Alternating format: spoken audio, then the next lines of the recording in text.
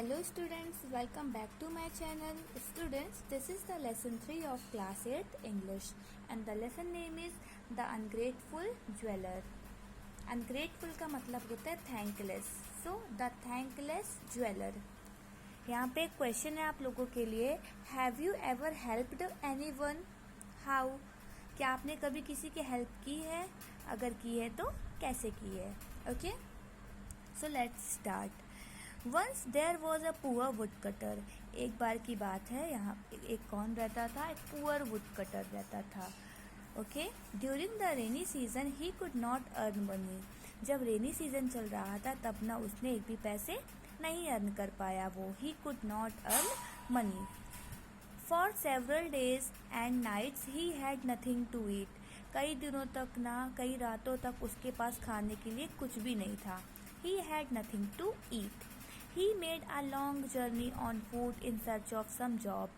और उसने ना लॉन्ग जर्नी करी, बहुत लंबी जर्नी करी ऑन फूट चल करके. किस लिए? In search of some job. Job search कर रहा था वो, इसलिए उसने वो बहुत लंबी वो क्या करता है, जर्नी करता है. On the way he came across a well. जब वो जा रहा होता है इन सर्च ऑफ जॉब तो उस रास्ते में उसको क्या मिलता है? एक वेल मिलता है, एक वेल पड़ता है. When he was passing by the well, he heard help help. जब वो वेल के पास से गुजर रहा था तो उसने क्या आवाज़ सुनी? Help help. मतलब कोई पुकार लगा रहा था कि हेल्प करो हेल्प करो. The wood cutter peeped into the well. तो वुड कटर ने ना वेल में झाँका, और झाँका तो उसने क्या देखा? He saw a monkey, a tiger, a snake and a jeweller trapped in it. उसने क्या देखा कि उस वेल पे कौन कौन फंस गया है? एक monkey, tiger, snake and a jeweller. ये सब ना उस वेल पे ट्रैप हो गए थे, फंस गए थे, जैसा कि आप इस पिक्चर में देख सकते हैं. They cried again. उन्होंने फिर से चिल्लाया. Take us out. हमें बाहर निकालो. The would cutter was in a fix. अब जो वुड कटर था वो प्रॉब्लम में था, परेशानी में था, दुविधा में था वो, कि वो इनको कैसे बाहर निकाले, क्योंकि उसको कहीं ना कहीं कुछ टेंशन थी. किस टाइप की टेंशन थी? वो कुछ सोच रहा था, हमें आगे पता चलेगा. If he pulled out the snake and the tiger they might kill him. वो ये सोच रहा था कि अगर उसने किसको बाहर निकाला, स्नेक को पुल किया, बाहर निकाला, और टाइगर को बाहर निकाला, तो वो क्या कर सकते हैं? They might kill him. वो उसे मार सकते हैं.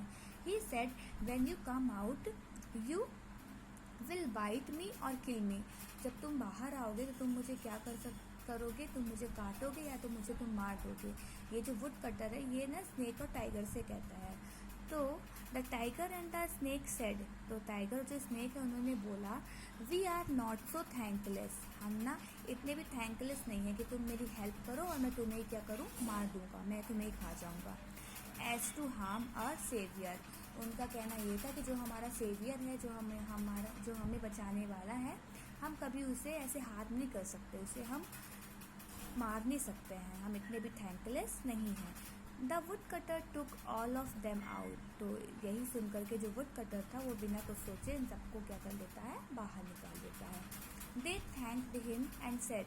उन सभी लोगों ने, मंकी, स्नेक, ज्वेलर, टाइगर, सब ने उसको थैंक बोला और उन्होंने कहा, क्या कहा? It will be a great pleasure if we can be of any help to you and went away. वो लोग कहते हैं कि हमें अगर तुम्हें भी कभी कुछ हेल्प चाहिए होगी तो हमें बहुत खुशी होगी. It will be a great pleasure. और वो इतना कह करके वो लोग चले जाते हैं. ठीक है. इसके बाद क्या होता है स्टोरी में? इसके बाद डेज पास. दिन ऐसे गुजरते गए. The wood cutter was cutting a tree in the forest. और जो वुड कटर था वो फॉरेस्ट में क्या कर रहा था? ट्रीज कट कर रहा था. He was very exhausted and hungry. तो एक दिन क्या हुआ? वो बहुत एग्जॉस्टेड था, बहुत परेशान था, एंड हंग्री भी था, बहुत भूखा था वो. He stopped near a tree. तो एक पेड़ के पास वो रुक जाता है. The monkey saw him. Monkey ने उसे देखा. And dropped some sweet fruits for him. तो मंकी ने जैसे देखा उसको तो उसके लिए उसने क्या ड्रॉप कर दिए, सम स्वीट फ्रूट्स उसे ड्रॉप कर दिए। The would cutter ate them to his heart content and felt full of energy. तो वुड कटर ने ना फ्रूट्स को खाया, पेट भर खाया, उसका हार्ट फुल हो गया एकदम खा करके, and felt full of energy. क्योंकि देखो हम जब भी हम भूखे रहते तो हमारे अंदर एनर्जी नहीं रहती, लेकिन जब भी हम कुछ खा लेते हैं तो अलग से एक एनर्जी आ जाती है कुछ भी काम करने की। तो ऐसे ही उसने जैसे फ्रूट्स खा लिए तो उसके अंदर से क्या हो, उसके अंदर भी एनर्जी आ गई।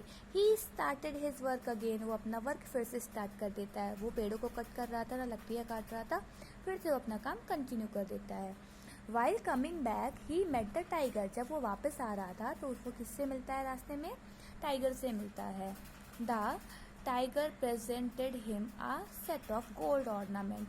तो जो टाइगर था, टाइगर ने ना उसे क्या दिया, a set of gold ornament, उसे गोल्ड ऑर्नामेंट्स दिए। टाइगर ने किसे दिए, वुड कटर को दिए। The would cutter thought my worries are over now. जैसे उसे गोल्ड ऑर्नामेंट मिल गए तो वुड कटर ने सोचा अब तो मेरी जो वरीज है, जो मेरी चिंताएं हैं, जो मेरी प्रॉब्लम है, वो अब सब क्या हो गई, ओवर हो गई, सब खत्म हो गई। उसने क्या सोचा आगे, I shall sell the gold and get the money. उसने बोला कि मैं इस गोल्ड को क्या कर दूंगा, सेल कर दूंगा, बेच दूंगा, और मैं उसके बदले में मैं क्या ले लूँगा, पैसे ले लूँगा। I can spend my life easily and comfortably. He went to the jeweller and to sell the ornament. उसने ये सोचा कि अब इतना सारा गोल्ड है, इस गोल्ड को मैं जब सेल करूँगा मुझे उसके बदले में जो पैसे मिलेंगे उससे जो मेरी लाइफ है वो बहुत अच्छे से ईजिली निकल जाएगी, मैं बहुत अच्छे से अपनी लाइफ गुजार पाऊँगा। इसलिए वो गोल्ड को सेल करने के लिए किसके पास जाता है, ज्वेलर के पास जाता है। ठीक है, ज्वेलर ये वही ज्वेलर है जिसकी उस वुड कटर ने क्या की थी, हेल्प की थी। अब हुआ क्या वहाँ पे, the jeweller at once took the ornaments and went straight to the king. जैसे ही ज्वेलर ने ऑर्नामेंट्स लिए ना, जो वुड कटर लेकर के आया था, वो तुरंत ऑर्नामेंट्स को देखता है और उसने कुछ सोचा और वो ना निकल जाता है। किसके पास वो सीधा गया, he went straight to the king. वो सीधा किंग के पास गया। He said to the king, उसने किंग को बोला, your highness the lost ornaments of the princess have been found. जो प्रिंसेस के जो ऑर्नामेंट थे जो कि खो गए थे वो मिल गए हैं, have been found. The poor would cutter was arrested and put in the prison. इसलिए किंग को लगा कि वुड कटर ने ही वो सारे ऑर्नामेंट चोरी किए थे, गोल्ड ऑर्नामेंट प्रिंसेस के, इसलिए उसने क्या किया, वुड कटर को अरेस्ट कर लिया और उसे प्रिजन में डाल दिया। He thought of the ungratefulness of the jeweller and thought of the snake. वो जो वुड कटर था पहले तो वो ज्वेलर के बारे में सोचता है। वो सोचता है कि कितना अनग्रेटफुल है ये ज्वेलर, कितना थैंकलेस है कि मैंने उसकी वहाँ उस टाइम पे हेल्प की थी, अब उसने यहाँ पे क्या किया, मुझे ही इसमें फंसा दिया। उसके बाद वो किसके बारे में सोचता है, स्नेक के बारे में सोचता है woodcutter. The snake appeared at once and said. जब वो स्नेक के बारे में सोचता है ना वुड कटर, तो तभी कौन आ जाता है, स्नेक आ जाता है उसके सामने। और स्नेक कहता है, I shall bite the queen and she will not recover unless you touch her forehead with your axe and in this way you can win the king's favor।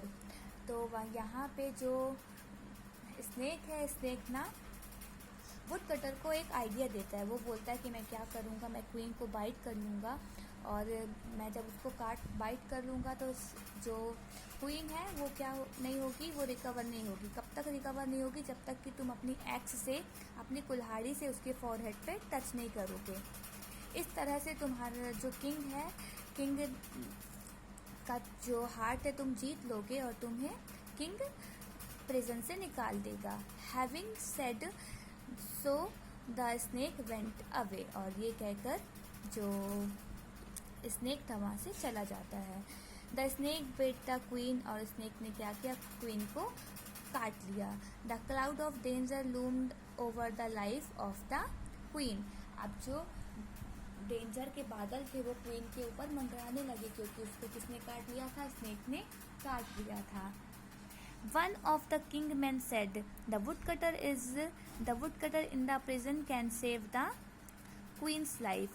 तो जो किंग के जो मैन थे उनमें से एक मैन ने बोला कि जो वुडकटर ना तुम्हारी क्वीन की लाइफ को क्या कर सकता है, सेव कर सकता है. At once the woodcutter was called. He came and touched the queen's forehead with his axe. और तभी क्या किया गया, वुडकटर को बुलाया गया और वुडकटर ने ना अपनी एक्स से क्वीन के फोरहेड को टच किया. जैसे उसने टच किया, देन शी रिकवर्ड फुली. जो क्वीन थी वो ना ठीक हो गई, रिकवर हो गई बहुत अच्छे से. The woodcutter was released and the king gave him all his ornament. जैसे क्वीन ठीक हो गई तो वुडकटर को ना क्या कर दिया गया, रिलीज कर दिया, जेल से निकाल दिया गया. और किंग ने ना उसे बहुत सारे ऑर्नामेंट्स दिए, बहुत सारे गोल्ड के ऑर्नामेंट्स दिए, a lot of gold. The ungrateful jeweller was very much ashamed of his act. और जो अनग्रेटफुल ज्वेलर था, जो थैंकलेस ज्वेलर था, अपने इस काम के लिए बहुत अशेम्ड रहता है. अशेम्ड मतलब होता है शर्मिंदा होना. जो उसने वुडकटर के साथ किया वो इस चीज़ को लेकर के बहुत उसको फिर बाद में बुरा फील हुआ. So money without grace is a disgrace. This is the moral of this story.